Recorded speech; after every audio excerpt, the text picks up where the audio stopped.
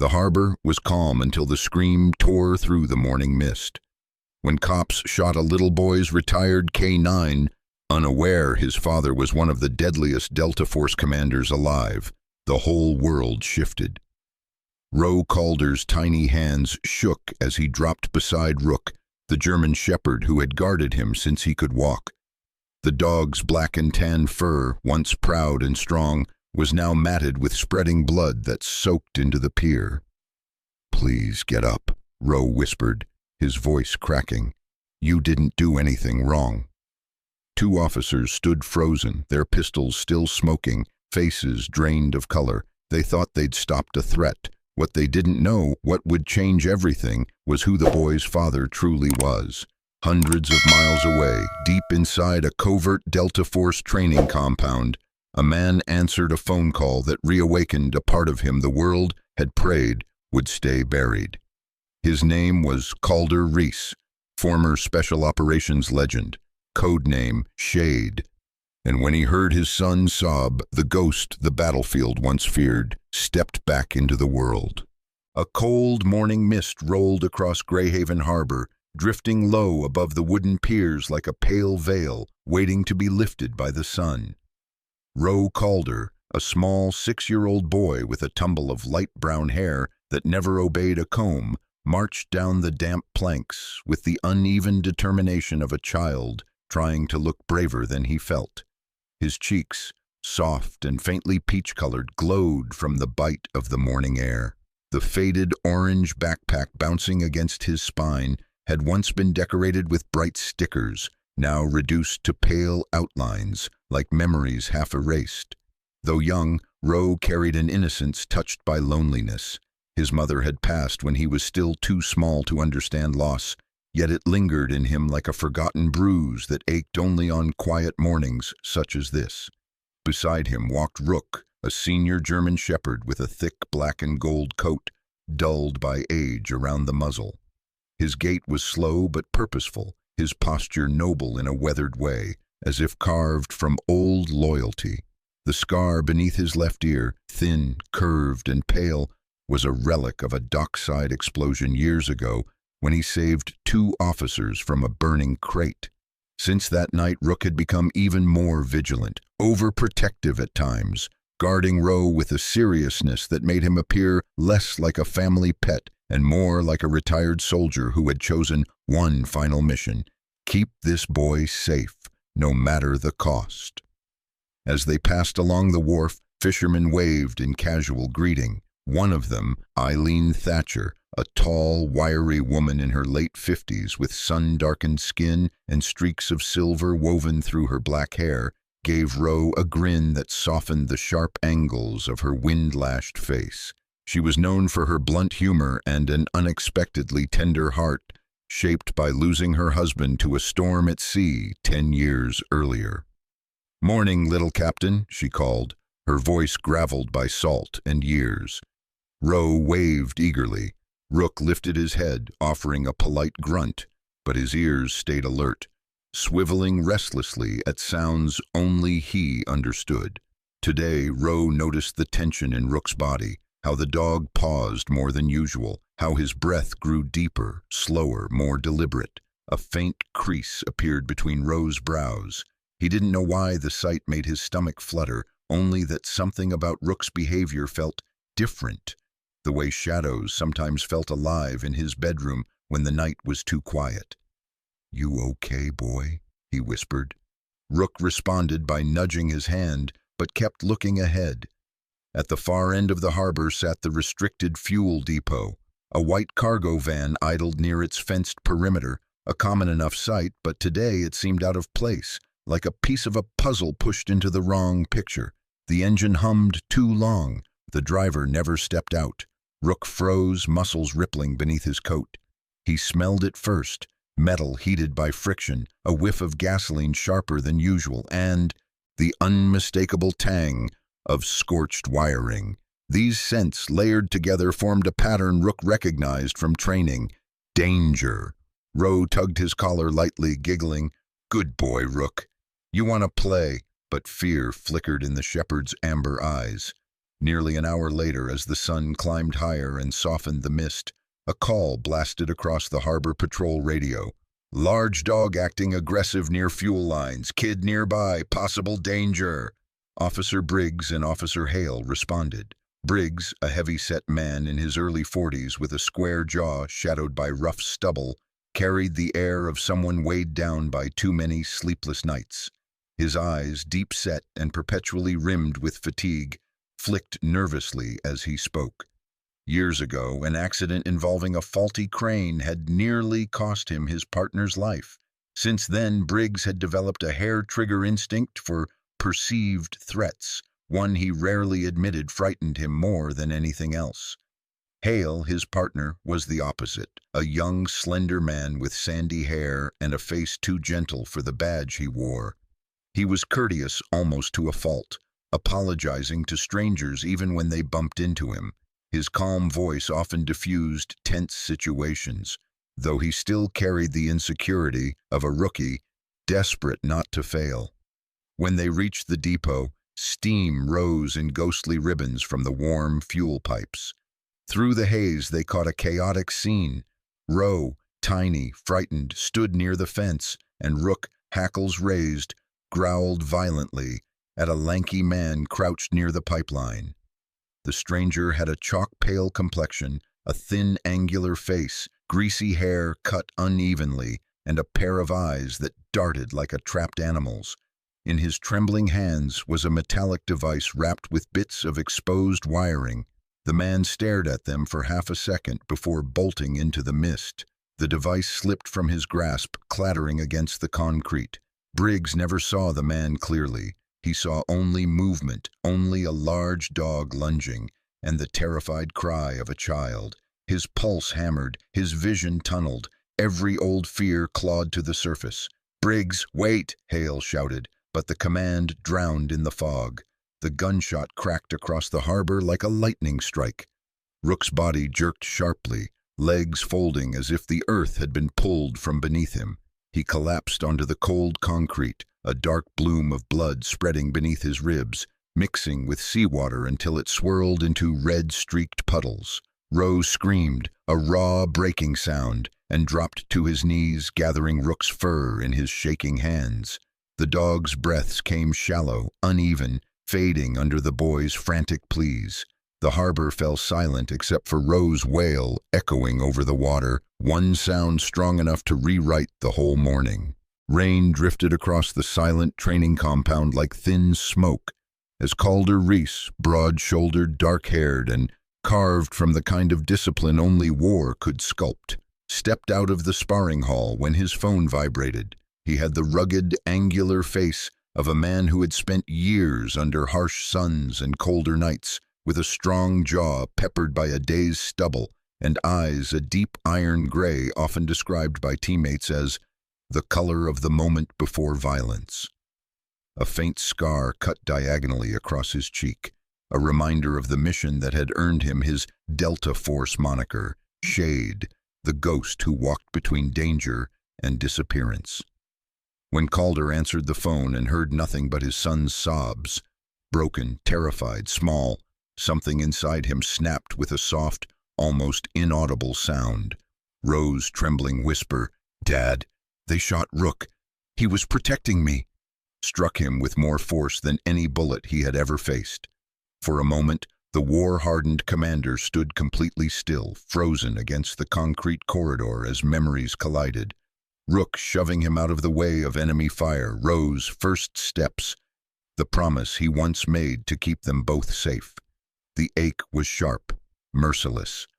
Within minutes, he was in his old pickup truck, a battered gray vehicle that had carried him across deserts and mountain passes.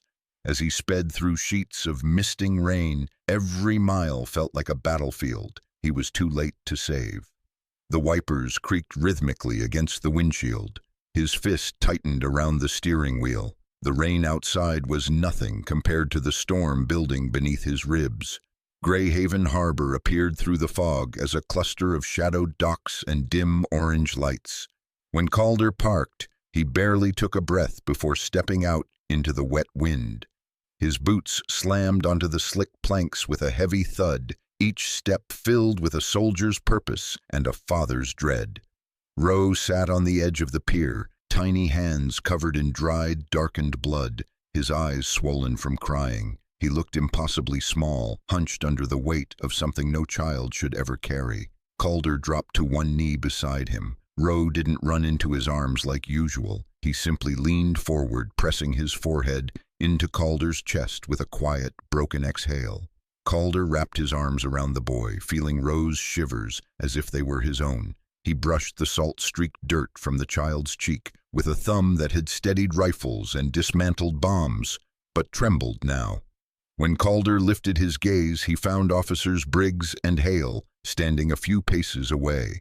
The mist hissed around them, mingling with the stifling guilt on their faces. Hale looked pale, his sandy hair plastered against his forehead from the rain. Briggs, the heavier man with the square jaw and stubble, seemed rooted to the spot, his shoulders rigid, eyes frantic. "You shot my son's dog," Calder said, voice calm, but edged with cold steel. It wasn't loud, it didn't need to be. Briggs swallowed, forcing out a shaky explanation. It was self-defense. The dog charged. "I thought he was going to hurt the boy."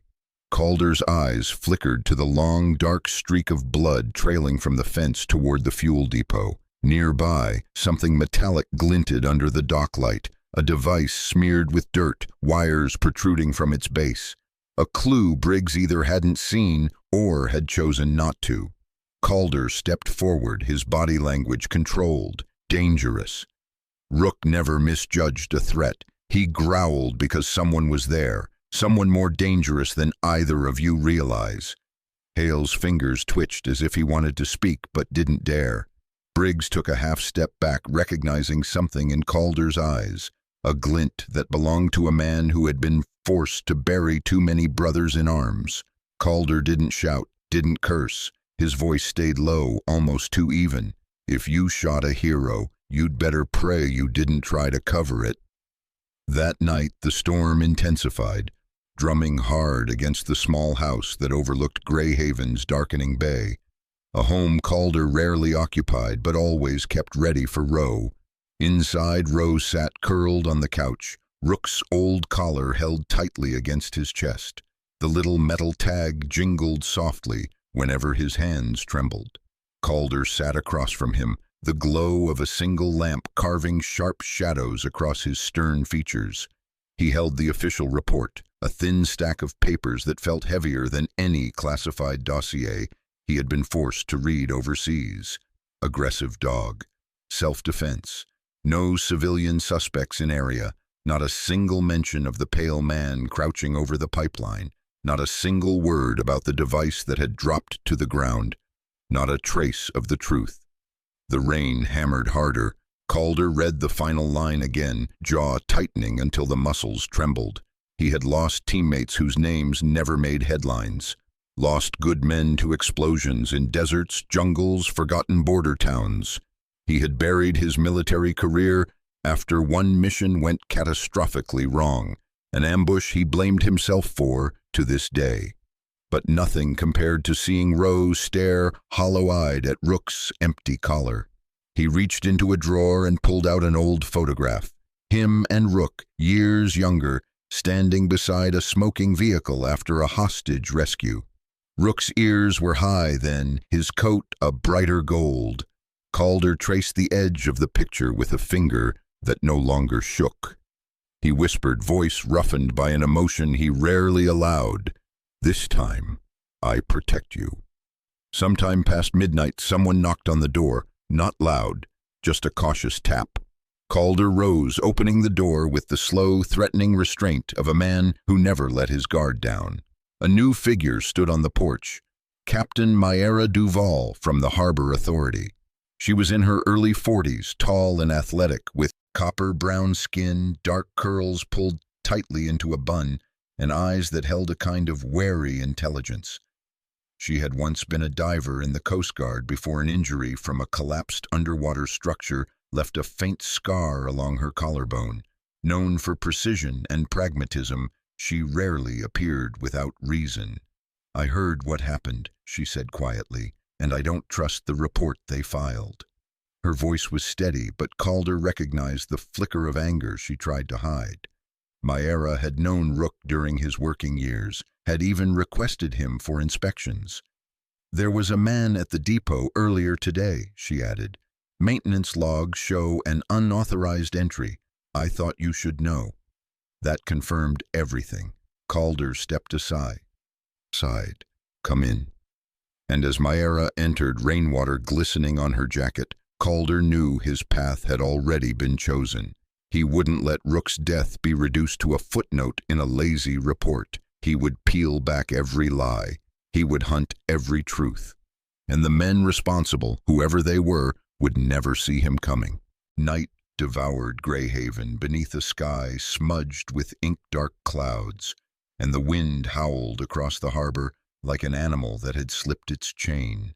Waves crashed against the wooden piers in violent bursts, spraying white foam that vanished instantly into sheets of cold rain. It was the kind of storm that sent ordinary people locking their doors and whispering prayers, but the kind of storm Calder Reese had always called perfect cover. The darkness wrapped around him like an old uniform as he sat alone in the dim kitchen of his cliffside house, the lamp humming faintly above a table scattered with printouts, photos, scraps of the truth he was assembling into a shape sharp enough to cut. Calder hadn't slept. His iron-gray eyes, usually disciplined, calculating, now carried the restless gleam of a man standing at the edge of something raw and personal. The grief inside him had cooled into a focused cold, the kind he hadn't felt since the mission that took his Delta team and left him with the scar on his cheek. He never explained. Every breath he took was a reminder of Rose's trembling voice. Every second was marked by the imagined sound of Rook's last exhale.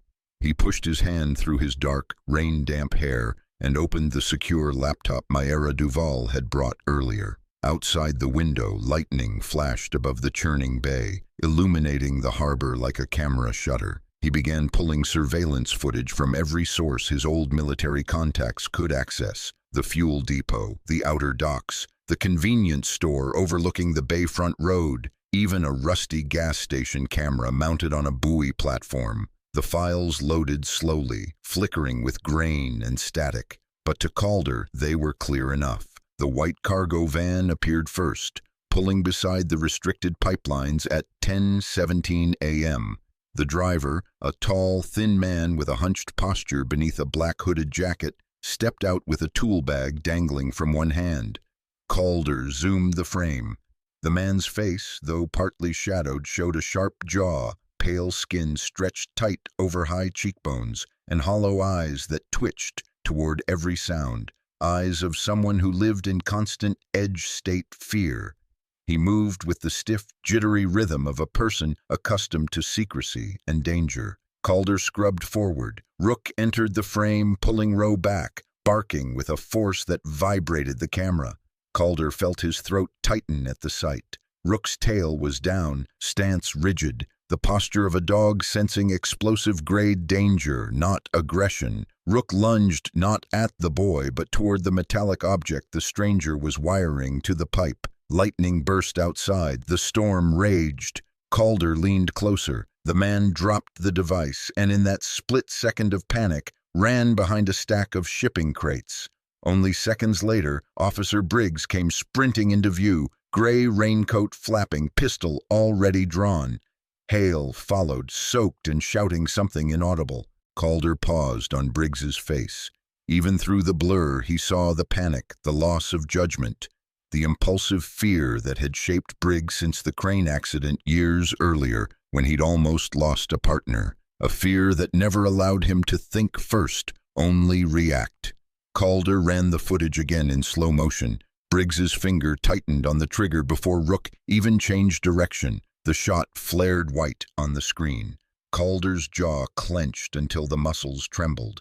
The truth unfolded in brutal, unforgiving clarity. Rook wasn't attacking the child. He wasn't attacking Briggs. He was going for the device. Calder isolated an image of the object, a small cylindrical case with exposed wiring and a thin crimson filament, the kind used on remote detonators. His mind, trained to analyze threats in seconds, confirmed it instantly. "That's a trigger module," he murmured aloud. He was planting a bomb. Thunder shook the windows, but he barely noticed. Instead, he reached under the table and pulled out a small, sealed evidence bag. Inside it, a scrap of Rook's old tactical vest. A dried smear of dark red stained the fabric. Earlier that day, he had sent a sample to an old military biochemical contact, Dr. Von Kerr, a meticulous man in his 50s known for a crisp white beard, hazel eyes, and a voice clipped with academic exactness. Vaughn had a habit of speaking as though every sentence were a lab report.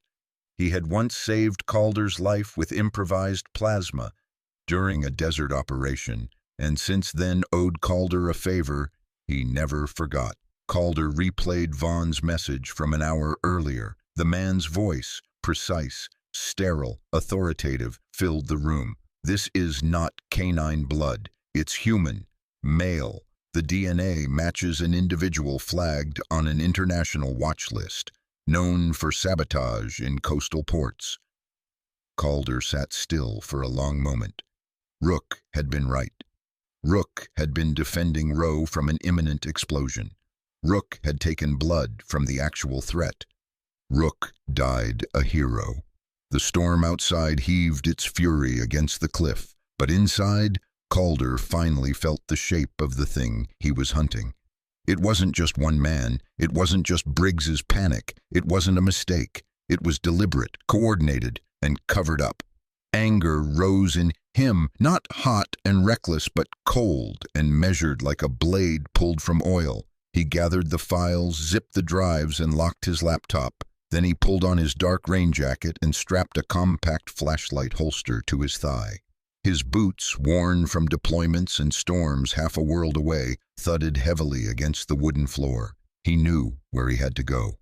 The old storage warehouse on the hill, its rusted metal roof barely visible through the sheets of rain, was tied to a receipt recovered in the fuel depot camera. Calder drove toward it with the wipers slashing and the headlights carving tunnels through the downpour. The climb up the hill felt like pushing through a battlefield memory. The warehouse stood crooked against the storm, its windows boarded, its frame rattling with every hammer of wind. Calder nudged the door open and scanned the interior with his flashlight. The beam cut across piles of wooden crates, scattered tools, and the faint, wet smell of old rope and spilled oil. Then he saw it, a large corkboard pinned with city maps. Red circles marked 2 locations, the fuel depot and the ferry dock used by school children every morning. Next to it lay a half-assembled explosive device, wires exposed, casing incomplete but unmistakable in design. Nearby sat a dusty old security camera mounted in the corner, its red light blinking like a heartbeat. Calder retrieved the recording and hurried back to his truck, the storm battering his shoulders. Inside the cab, he plugged the drive into his laptop. The footage displayed the saboteur moving back and forth between crates, checking timers, studying maps. Then someone else entered the frame, a dark raincoat, broad shoulders, square jaw. Officer Briggs. Lightning cracked at the exact moment Calder's breath caught. Briggs wasn't just a panicked cop. He knew the saboteur. He had been here. He had been involved. Calder exhaled slowly, the storm thrumming through his veins. Outside, thunder rolled across Greyhaven Bay, but the real storm, the one born of betrayal, corruption, and a hero's death, was only just beginning, and Calder Reese was walking straight into its heart. Morning returned to Greyhaven with an eerie stillness, as if the storm of the previous night had stolen all sound from the air and left behind only a metallic silence. The sea stretched out flat and gray, reflecting the pale sky like a sheet of hammered steel. Calder Reese stepped out of his truck, Rose's small hand wrapped around 2 of his fingers. The boy, skin pale from a sleepless night, light brown hair tangled, eyes swollen, walked close to his father's side, his grip timid but determined. He still wore Rook's old collar looped around his wrist, like a bracelet, the metal tag clicking softly with each step. Calder wore a plain black jacket, its edges still damp from last night's storm. He looked carved from the same steel as the sea, sharp-jawed, tired and focused. The scar on his cheek caught the morning light, a thin reminder of the missions that shaped him into the man Greyhaven now saw. Not a soldier, not a commander, but a father carrying the weight of a fallen guardian. The police station sat low against the harbor, its glass front reflecting the faint shimmer of waves. Neon lights hummed inside. The scent of cheap coffee clung to the hallways. A radio crackled with distant chatter. It was a place pretending to be ordinary, but Calder was here to break that illusion. He approached the front desk where Sergeant Ulrich Dane, the officer on early shift, lifted his head with a start. Dane was a stout man in his late 30s with a shaved head and a surprisingly gentle demeanor for someone built like a barrel.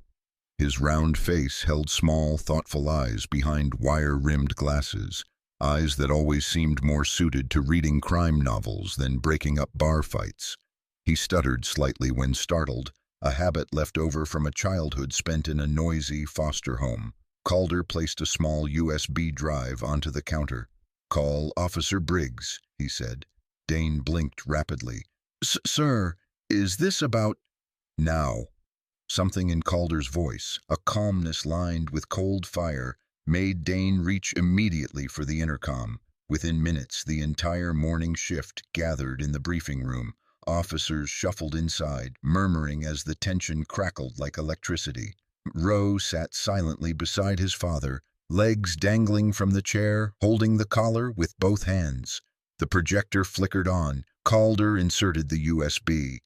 The warehouse footage began to play. The grainy images spilled onto the wall. The unfinished explosive device, the map with red-circled targets, the pale saboteur pacing before the crates, and then Officer Briggs entering the frame.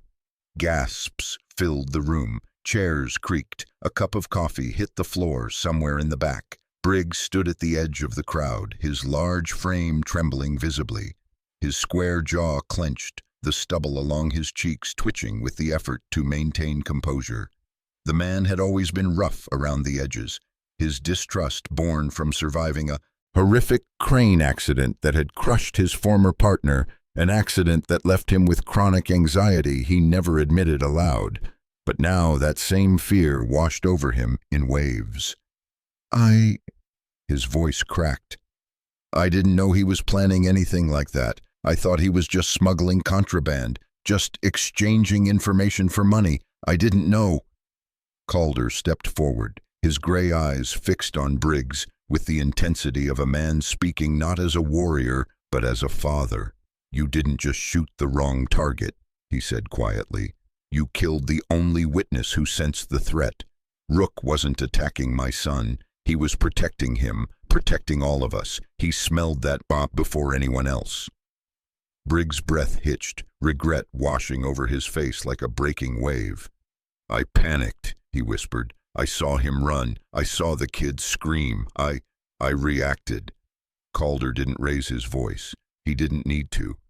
"A hero died because you reacted. A harbor could have exploded because you were too afraid to look twice." The room felt smaller, the walls closing around the weight of his words. Then the station chief, Grantham Ewell, stepped forward. Chief Ewell was a tall, gaunt man in his late 50s, with thinning blonde hair and a short beard flecked with gray. His severe posture and narrow blue eyes often gave him the appearance of a stern schoolmaster. He prided himself on procedure and reputation, sometimes more than truth. This morning, though, he looked rattled. "We will handle this internally," Ewell said, voice tight. "Conduct an internal review. Sort out the misunderstandings." Calder shook his head slowly.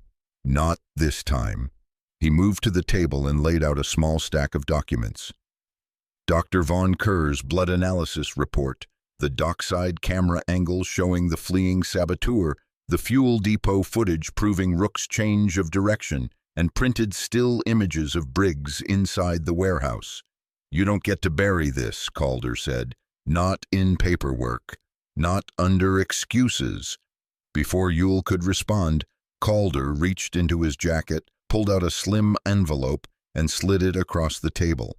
"Copies," he said, "already sent to the Federal Maritime Security Office, to the Harbor Authority, and to 3 news outlets." The room erupted into whispers. Dane, normally mild and quiet, covered his mouth in shock. Hale, young, gentle-featured, looked stricken with guilt but relieved that the truth was finally spoken aloud. Briggs sagged against the wall, face pale as the morning fog. Within hours, Greyhaven transformed from a quiet harbor town into a national headline. News vans crowded the docks. Reporters interviewed teary residents. Journalists replayed Roe's trembling wails captured by bystanders, editing it beside Rook's old K9 photo. Within a day, social media was flooded with hashtags. Hashtag Harbor Guardian, hashtag Justice for Rook footage of the warehouse. Spread across the country. Commentators dissected every frame. Negligence, they called it. Corruption, others whispered. The internet crowned Rook a hero, not a threat. The town lit candles near the pier where he fell.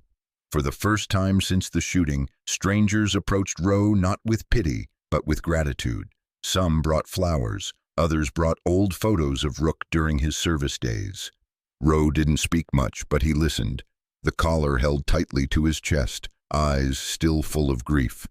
Behind the noise, Calder watched silently from his porch overlooking the bay. The broadcasts didn't matter to him. The hashtags didn't matter. Justice was not for the world's applause. It was for Rook, for Roe, for truth. And truth, at last, was out. Greyhaven awoke under a rare, clear sky, the morning sun brushing soft silver across the quiet harbor as if the world itself wished to honor the day.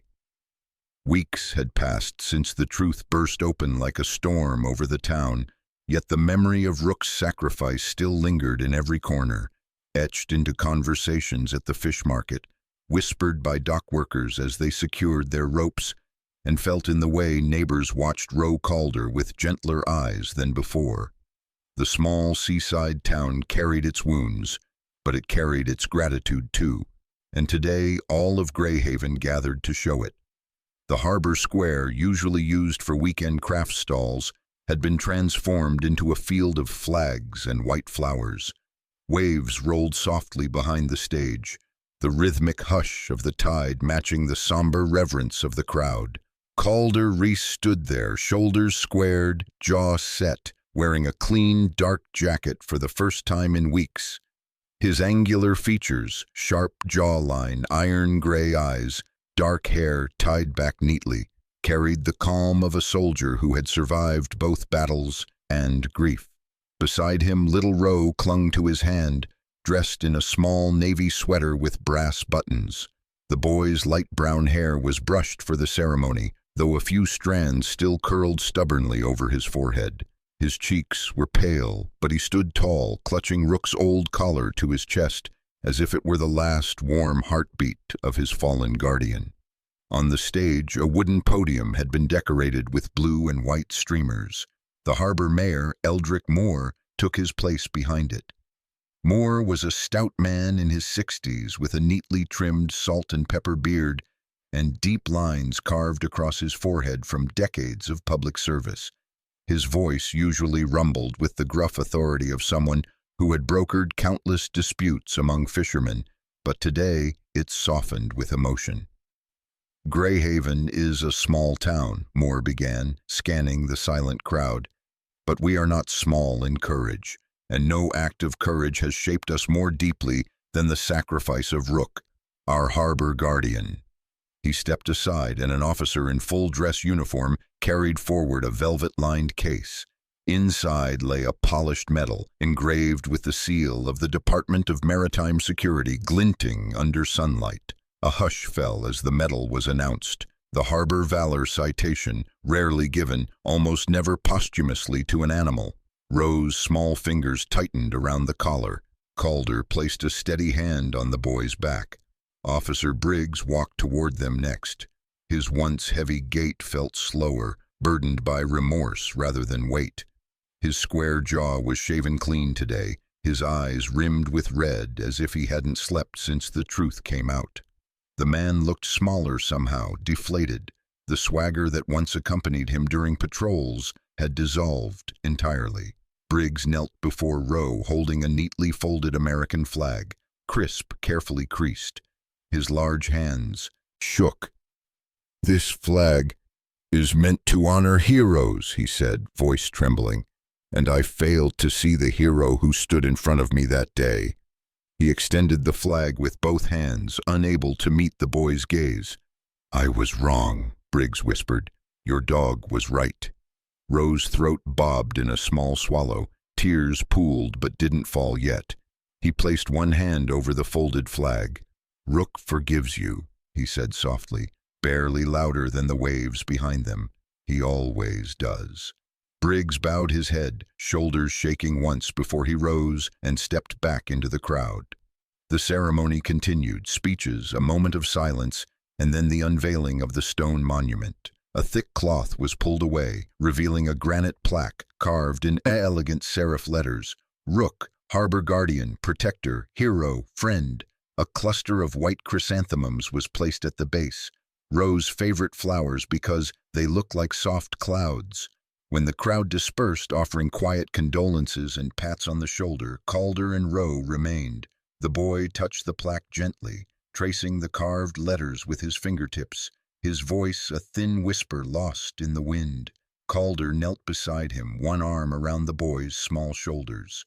By late afternoon, father and son climbed the winding stone path up the hill toward their home near the gray cliffs. The lighthouse stood at the edge of the bluff, tall and white with rust at the railings, its lantern room glinting faintly in the fading light. At the base of a great old pine tree, roots twisting through the soil like ancient arms, a small patch of earth had been softened. A resting place. Calder carried a small wooden box, the lid carved with a simple compass rose. Inside were Rook's treasured keepsakes, the old collar, a piece of his tactical vest, and a worn K9 badge from years past. No remains, only the pieces of a life lived bravely. Rowe placed the collar inside with both hands, tears falling silently down his cheeks this time. Calder lowered the box and covered it with earth, patting the soil flat with solemn care. Then he rose to stand at attention, his heels clicking together, chest lifting in a silent salute. "Rest easy, soldier," he murmured. "Mission complete." Days passed. Greyhaven returned to its rhythms, boats leaving the harbor at dawn, gulls circling above the docks, the smell of seawater and wood and salt. The town wore its grief with pride, its sorrow softened by gratitude. One breezy morning, just as the sun broke through pale clouds, the doorbell rang at the Reese home. Rowe padded toward the door in socks, still rubbing sleep from his eyes. When he opened it, a wooden crate sat on the porch, tied with a navy ribbon. A small card was attached, written in strong sailor-like penmanship, for the boy who lost his guardian from the sailor's Rook once saved. Calder arrived behind Rowe just as the boy lifted the lid. Inside, nestled in a soft blanket, was a German shepherd puppy. Its coat was a lighter gold than Rook's, its ears still floppy, and its paws comically oversized for its tiny body. Its eyes, bright, warm brown, lit up instantly when it saw Rowe, and without hesitation the pup launched forward, licking the boy's cheeks with enthusiastic, clumsy affection. Rowe laughed for the first time in weeks, pure, bubbling laughter. Calder knelt to examine the pup, running a hand gently along its soft back. The puppy looked up at him with a spark he recognized. Courage in its earliest form, not yet sharpened, but undeniably there. "Dad," Rowe said between giggles, "what's his name?" Calder looked out at the waves crashing gently below the cliffs, their white crests curling like the backs of silver fish fighting their way through rough waters. "Marlin," he said. Because in Greyhaven, the ones who dare to swim against the tide are the ones who carry courage forward. And so it began. A boy and a new shepherd walking the harbor paths once more. The same streets, the same gull cries, the same gray skies, but now with a future stitched from both loss and hope. Rook's legacy moved beside Roe in each small footstep and clumsy paw print, in every wave, in every gust of salt wind, in every moment father and son shared. Rook's memory lingered. Heroes may fall, but loyalty, love, and courage, they always return in the shape of a wagging tail and a pair of brown eyes that never learn how to quit. In the quiet of Greyhaven, as the waves rolled beneath the old lighthouse and little Roe walked home with Marlin trotting faithfully beside him, the world seemed to whisper a gentle truth, one older than the sea, older than grief, older than every wound a human heart can carry. Sometimes God sends us miracles wrapped in fur and loyalty. Sometimes he sends them in the shape of courage or second chances, or in the quiet strength of a father holding his son through the storm. Rook may have left this world, but his love didn't vanish. It returned through Marlin's tiny paws, through the compassion of strangers, through the healing of a child's laughter. And maybe that's how God works, not in thunder or lightning, but in the everyday mercies we often overlook. A loyal friend, a helping hand, a heartbeat that walks beside us when we feel most alone. If you're listening to this now, may you be reminded, no act of love is ever wasted, no loyalty is ever forgotten, and no heart that grieves walks unattended, because God watches over every step. May his blessing touch your home the way sunlight finally touched Greyhaven after the storm. May he guard the people you love just as Rook guarded Roe. And may his miracles, big or small, find their way to you today.